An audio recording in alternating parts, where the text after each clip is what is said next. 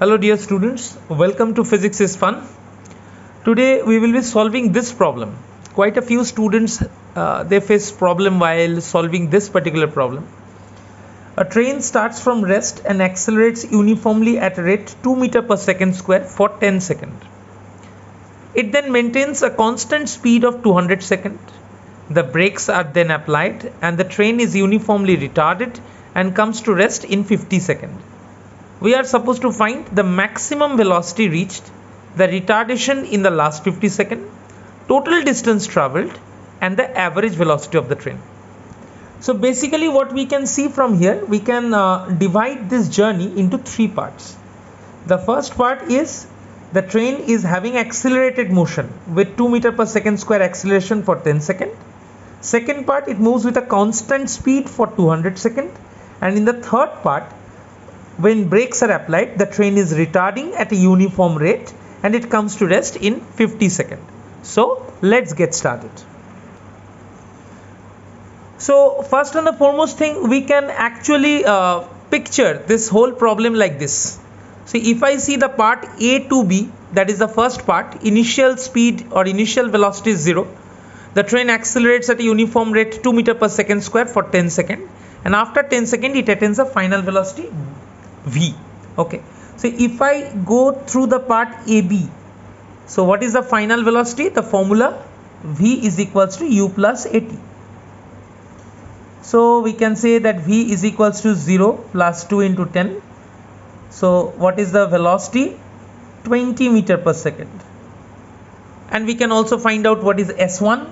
So S1 is equals to UT, or I can say T1 rather, plus half A T1 square. So it is 0 into 10 plus half into 2 into 10 square.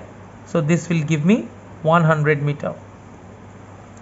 So in the part AB, in this particular part AB, the displacement covered is 100 meter and the velocity at the end of AB is 20 meter per second.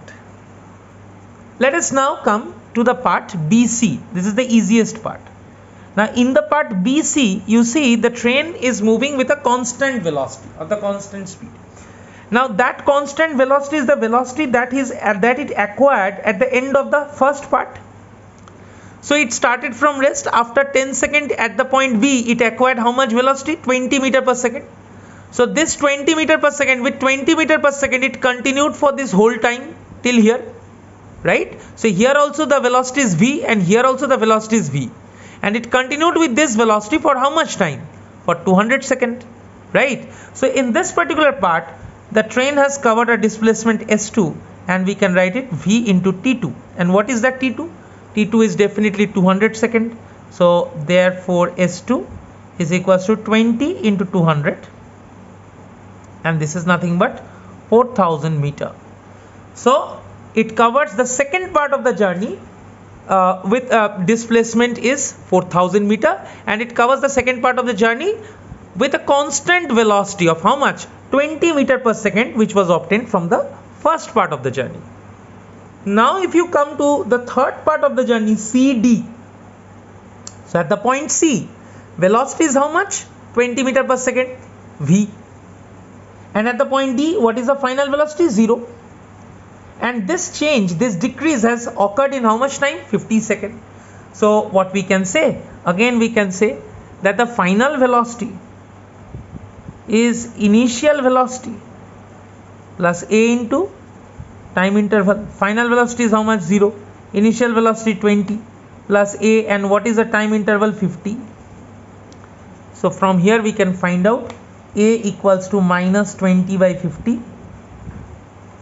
So it is minus 0.4 meter per second square. So we can clearly see that acceleration is minus 0.4 meter per second square. So therefore retardation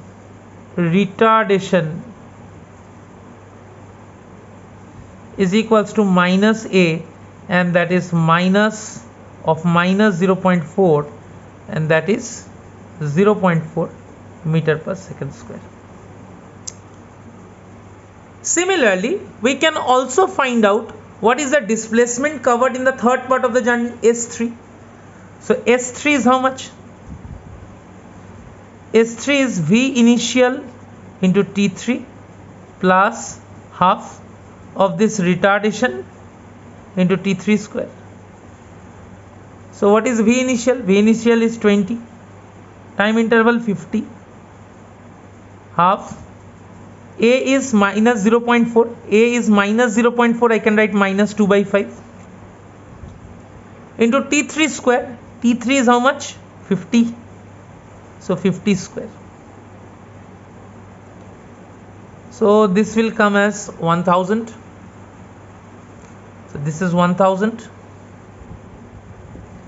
minus 1 by 5 into 2500. So total how much you are getting? 1000 minus 500, that will give you 500 meter. So in the third part, the retardation is 0.4 meter per second square and the displacement is 500 meters. So what is the total displacement covered in the journey? So it is S1 plus S2 plus S3. So total displacement, S is S1 plus S2 plus S3.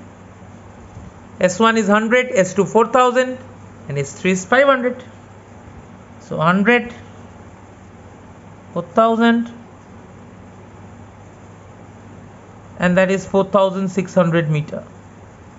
So 4600 meter is covered in how much time?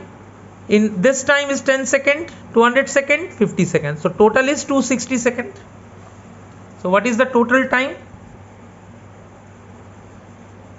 10 plus 200 plus 50, 260 second.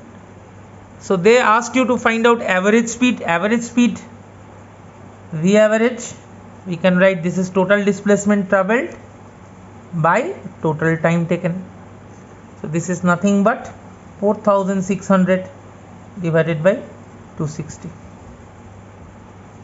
Okay, so you will get 230 by 13.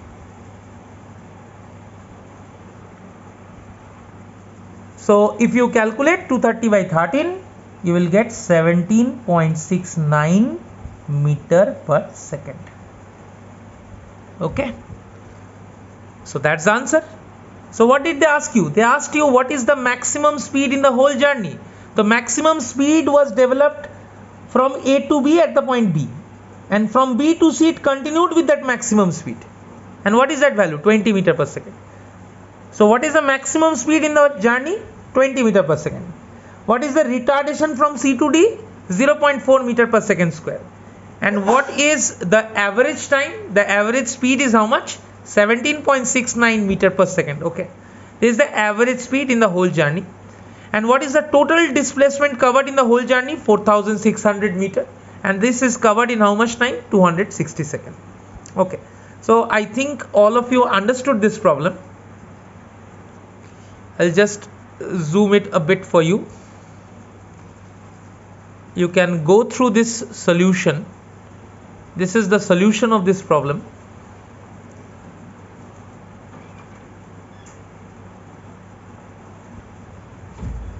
So this was not a tough problem. It was pretty easy. And I think it has cleared some fundamental concepts of motion in one dimension. So here the particle is moving in a straight line. It is covering 3 different displacements in 3 different times, and these are the associated results. Thank you very much.